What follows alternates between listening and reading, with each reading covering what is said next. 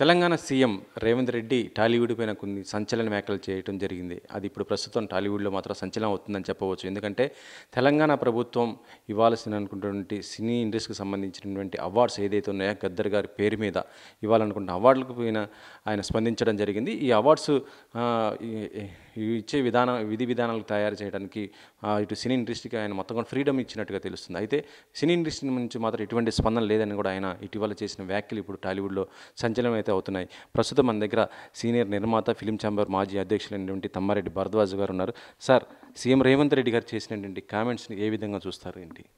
ఏ విధంగా చూడట్లేదు, ఎంత ఏదో మిస్కమ్యూనికేషన్ అయ్యి ఉంటుందని నేను అనుకుంటున్నాను. ఎందుకంటే ఆయన చెప్తే చేయము అనే పరిస్థితి మాకెవరికి ఉండదు. 100% ఎవరైనా చేస్తాము. నా వరకు నాకేంటంటే నేను కలిసినప్పుడు ఆయన నాకు చెప్పారు, మీరు చెయ్యండి, ఇదేదో డీటెయిల్స్ తీసుకురండి, పలానా నేను ఒక 3వ తారీఖు 4వ తారీఖు కలిసాను, 8వ తారీఖు 9వ తారీఖు కలుద్దాం అన్నారు. డేట్ కూడా చెప్పారు.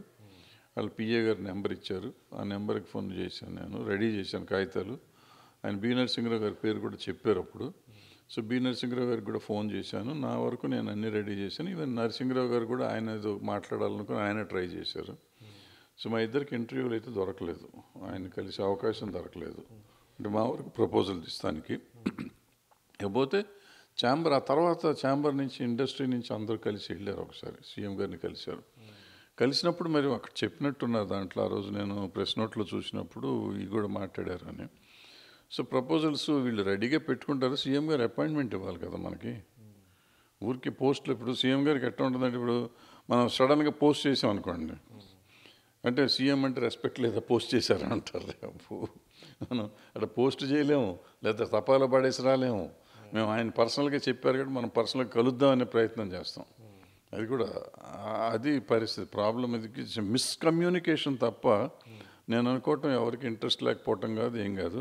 ఇప్పటికైనా కానీ వాళ్ళ ఆఫీస్ నుంచి ఎవరికైనా కానీ వాళ్ళకి ఇష్టమైన వాళ్ళు ఎవరు నన్ను పిలవాలి, లేకపోతే ఛాంబర్ని పిలవాలి, ఆయన తెలిసిన వాళ్ళని, సినిమా వాళ్ళని పిలిస్తే వాళ్ళు వెళ్ళి కూర్చుని ఇస్తారు. లేదు పలానా వాళ్ళని వెళ్ళి కలవండి అయ్యా అంటే కూడా కలుస్తారు. అంతే తప్ప మనం ఇష్టం లేకపోవటం అనేది ఎవరికి ఉండదు. అంటే గతంలో ప్రభుత్వాలు అసలు అవార్డు ఇవ్వట్లేదు అనేసి మాట బాగా వినిపిస్తున్న సందర్భంలో పట్టించుకోవట్లేదని, కానీ సీఎం రేవంత్ రెడ్డి గారు ఇప్పటికి 2వసారి దీనిపైన అవార్డులపైన ప్రస్తావించడం జరిగింది. కానీ ఇండస్ట్రీ నుంచి మాత్రం ఎటువంటి స్పందన లేదు అనేది ఆయన మాటల్లో తెలుస్తుంది. అదేనమ్మా స్పందన అంటే ఏం చేయమంటావు నాకు చెప్పు, అదే చెప్పు. నేను ఏమంటున్నా, ఇప్పుడు ఆయన పలానా టైంలో పలానా వాళ్ళని కలవమని చెప్తే వెళ్ళి కలుస్తానికి రెడీగా ఉంటారు. ఎవరో ఒకళ్ళు ఉంటారు. ఛాంబర్ నుంచి మొత్తం ఛాంబర్ అంతా వెళ్తుంది, ప్రొడ్యూసర్ కౌన్సిల్ వెళ్తుంది, ఆర్టిస్ట్ అసోసియేషన్ వాళ్ళు వెళ్తారు, లేదా మాలాగా పని లేకుండా కూర్చున్న పెద్దవాళ్ళం వెళ్తాం, ఎవరైనా వెళ్తాం. వెళ్ళకపోవటం అనేది ఉండదు. ఆయన్ని ఇప్పుడు ముఖ్యమంత్రి గారు స్వతహా ఆయనంతటా ఆయనగా చెప్పిన తర్వాత ఆయన అగౌరవపరిచే ఉద్దేశం అయితే ఎవరికి ఉండదు. అంటే ఇటీవల ఏరే ప్రోగ్రాం కూడా ఆయన సినీ ఇండస్ట్రీ పైన ఒక కామెంట్ చేయడం జరిగింది. అంటే డ్రగ్స్ విషయంలో అప్పుడు స్పందించడం, మీరు టికెట్లు పెంచుకోవడానికి అయితే వచ్చేస్తుంటారు కానీ అడుగుతూ ఉంటారు, మీ అంతటికి మీరు వచ్చేసి అడుగుతారు, కానీ ఇలా సామాజిక బాధ్యత కలిగినటువంటి విషయాలు మాత్రం ప్రభుత్వం దృష్టికి రారు, మీరు అడగరు అనేసి ఆయన గతంలోనే చెప్పడం జరిగింది. అంటే ఇప్పుడు కూడా మొన్న కూడా కల్కి సినిమాకి టికెట్లు పెంచుకోవడానికి వెళ్ళారు అందరూ. ప్రతి సినిమా ఏ నిర్మాత కానీ ఇండస్ట్రీ నుంచి ఎవరైతే వాళ్ళకి అవసరం ఉందో వాటి వెళ్ళిపోతూ అడుగుతున్నారు, కానీ ప్రభుత్వం నుంచి మేము ఇస్తామని టికెట్లు ఇస్తాం, రేట్లు పెంచుకోండి రండి అని వాళ్ళు చెప్పట్లే కదా. అంటే మొత్తం ఇండస్ట్రీ నుంచే ఏదైతే కావాలో వాళ్ళు వెళ్ళి అడుగుతున్న ఈ టైంలో ఇండస్ట్రీకి అవార్డ్స్ ఇస్తాము, ఇండస్ట్రీ తరపున ఎవరైతే దానికోసం పనిచేశారో అన్నప్పుడు ఇండస్ట్రీ నుంచి కూడా ముందుకు పోవాల్సిన అవసరం ఉంది కదా. పోవట్లేదని మీరు ఎట్లా అంటారు? అదే నేను చెప్తున్నా. నాకు ఇప్పుడు ఫర్ ఎగ్జాంపుల్ కల్కి సినిమా అని ఏదో మీరు ఎగ్జాంపుల్ చెప్పారు. వాళ్ళు మేము సినిమా రేట్లు పెంచుకుంటాం, మాకు ఇంటర్వ్యూ కావాలంటే ఇంటర్వ్యూ ఇచ్చారు కాబట్టి వాళ్ళు మాట్లాడుకున్నారు. ఎవరిచ్చారు? ఏ మినిస్టర్ గారు ఇచ్చారో, సీఎం గారు ఇచ్చారో నాకు తెలియదు ఎవరిచ్చారో. ఎవరో పలానా వాళ్ళని కలిసి మాట్లాడుకున్నారు వాళ్ళకి స్పెసిఫిక్గా. ఇప్పుడు మనకేంటంటే స్పెసిఫిక్గా పలానా రోజు మాకు ఫోన్ చేయండి అన్నారు, ఫోన్ చేసాం, దానికి సమాధానం లేదు. దానికి ఇప్పుడు నేను తప్ప ఆయన తప్ప? నేను ఆయన తప్ప అన్నా, ఆయన ఉండే బిజీలో ఆయన తప్ప అన్నా నేను. సిమిలర్గా నేను అనుకోవటం ప్రొడ్యూసర్ అక్కడ ఛాంబర్ వాళ్ళు కూడా అటువంటి వాళ్ళు 100% చేసి ట్రై చేసి ఉంటారు. ఎవరో ఒకళ్ళు చేయకుండా ఉండరు. అలా చేయకుండా ఉంటే తప్పే, చేయకుండా ఉంటే తప్పే. ఇప్పుడు ఎందుకంటే డెఫినెట్గా ఆ రోజు ఆయన అన్ని పనులు చేస్తాము అని చెప్పారు వీళ్ళు కలిసినప్పుడు. ఎందుకంటే నేను ప్రెస్ నోట్ చూసి ఆ రోజు నేను వెళ్ళాను. నేను అందరితో ఇండస్ట్రీ వెళ్ళిన రోజు నాకు మా వాళ్ళు ఇన్ఫార్మ్ చేయలేదు, నేను వెళ్ళలేదు.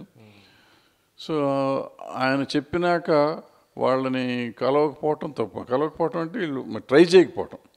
అంటే ఊరికి గబుక్కుని ఇట్లా మళ్ళీ 10 మంది వీళ్ళు కూర్చోలేరు కదా. సో ఎవరికి రమ్మన్నారో వాళ్ళు పలానా వాళ్ళకి ఫోన్ చేసి ఉంటారో, చేశారో చేయలేదో, చెయ్యకపోతే తప్పు, చేసి ఉంటే రాకపోతే సీఎంఓ వాళ్ళు చెప్పాలి. ఇప్పటికైనా సీఎంఓ నుంచే ఎక్కడి నుంచో కానీ ఏమైనా రండి మీరు వచ్చి మాకు ఏం కావాలి ప్రపోజల్స్ ఇవ్వండి అంటే 100% ఎవరో ఒకళ్ళు ఇస్తారు. Correct sir. కానీ ఇక్కడ ఇటీవల ఏపీలో ఎలక్షన్స్ జరగటం, సీఎం చంద్రబాబు గారు, తర్వాత డిప్యూటీ సీఎం పవన్ కళ్యాణ్ గారు రావడం జరిగింది. ఆ తర్వాత ఇక్కడ తెలుగు ఇండస్ట్రీ నుంచి చాలామంది వెళ్ళడం కలవడం జరిగింది. వాళ్ళ అపాయింట్మెంట్ కోసం ఇప్పుడు చూస్తున్న పరిస్థితి ఉంది. మీకు సన్మానం చేయాలి, వాళ్ళిద్దరికి సన్మానం చేయాలని తిరుగుతున్న ఈ పరిస్థితుల్లో ఇప్పుడు తెలంగాణకు సంబంధించినటువంటి గద్దర్ గారి పేరు మీద అవార్డు ఇస్తామని చెప్తున్నా కూడా పట్టించుకోకపోవటం అంటే ఇది అంటే ఆయన పేరు మీద అవార్డు ఇవ్వటం అనేది ఇష్టం లేక ఇలా చేస్తున్నారా అనే భావన కలుగుతుంది.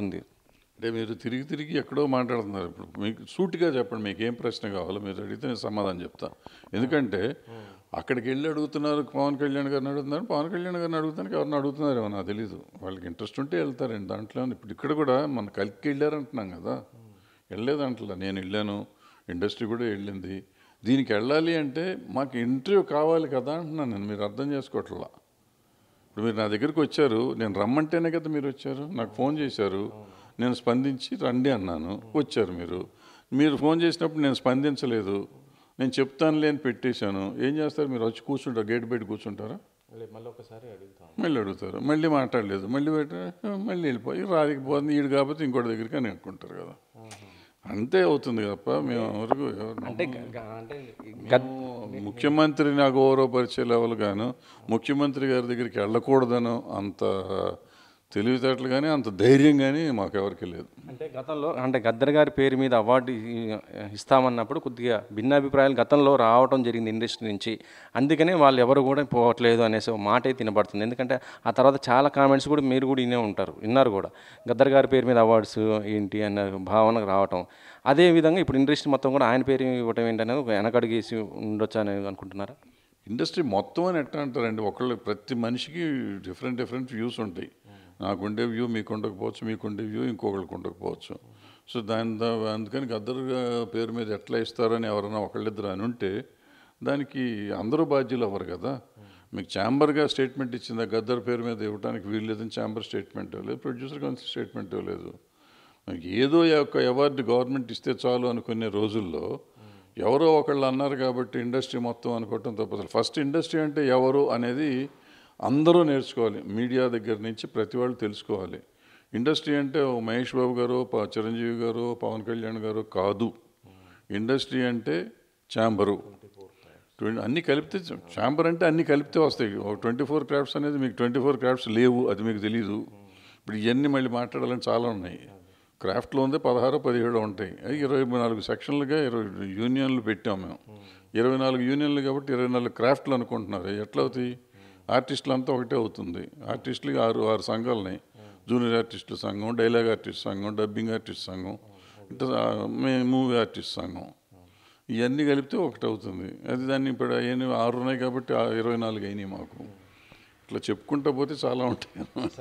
సరే సార్, ఇప్పుడు ఒక ఫిల్మ్ ఛాంబర్ మాజీ అధ్యక్షులుగా, మీరు సీనియర్ నిర్మాతగా ఇండస్ట్రీ గురించి మొత్తం తెలుసు కాబట్టి ఇప్పటికైనా మళ్ళీ మీరేమైనా లీడ్ తీసుకుంటారా? ఎందుకంటే ఇప్పుడు రేవంత్ రెడ్డి గారు ఆయన నోరిప్పి ఇట్లా అన్నారు కాబట్టి ఇప్పుడు ఇండస్ట్రీ నుంచి కూడా మీ నుంచి మీరు లీడ్ తీసుకొని పోతే ఇది ఇది కావడానికి అవకాశం ఉంటుంది కదా. ఫోన్ చేస్తాను, నాకు ఎందుకు ఆయనకి ఫోన్ చేస్తాను, ఆయన నెంబర్ ఇచ్చారు నాకు, ఇప్పుడే ఫోన్ చేస్తాను, చూద్దాం ఏమంటారు. వద్దులే మరి డ్రామా చేసినట్టుంటుంది, నేను ఫోన్ చేస్తాను. మళ్ళీ లైవ్లో నేను ఫోన్ చేసి మళ్ళీ ఆయనతో మాట్లాడి అన్ని డ్రామాలు వద్దు. నేను డెఫినెట్గా ఆయనకి ఫోన్ చేస్తాను. ఇట్లా సీఎం గారు స్టేట్మెంట్ ఇచ్చారయ్యా, నేను వస్తానికి రెడీగా ఉన్నాను, నన్ను పిలిచారు కాబట్టి మిగిలిన తీసుకురమ్మంటే వాళ్ళని కూడా తీసుకొస్తాను. మరి మీరు రమ్మంటారా వద్దంటారా నేను అడుగుతాను, ఆయన ఏమంటారో చూస్తాను. Okay sir. అదే ఇది మొత్తానికైతే అటు ప్రభుత్వం నుంచే సరిగా స్పందన లేకపోవడం వల్లే ఎవరు కూడా ముందుకు వెళ్ళలేకపోయిన పరిస్థితి ఉందని, గతంలో మేము 2-3 సార్లు ట్రై కూడా చేశామని, కానీ టైం ఇవ్వకపోవడం వల్లే మేము వెళ్ళలేకపోయామని కూడా చెప్తున్న పరిస్థితి అయితే ఉంది. మరి ఇప్పుడు సీఎం రేవంత్ రెడ్డి గారి మాటలను మరి ఇప్పుడు ఇండస్ట్రీ ఏ విధంగా తీసుకొని ముందుకు వెళ్తుందా, లేదా గద్దర్ గారి పేరు మీద అవార్డ్స్ ఇస్తారా, లేకపోతే అవార్డులు ఏమైనా మార్చి ఇంకేదైనా ఇచ్చే అవకాశం ఉంటుందా అనేది కూడా చూద్దాం. కెమెరామ్యాన్ కనకరాజుతో వెంకట్, 10 TV.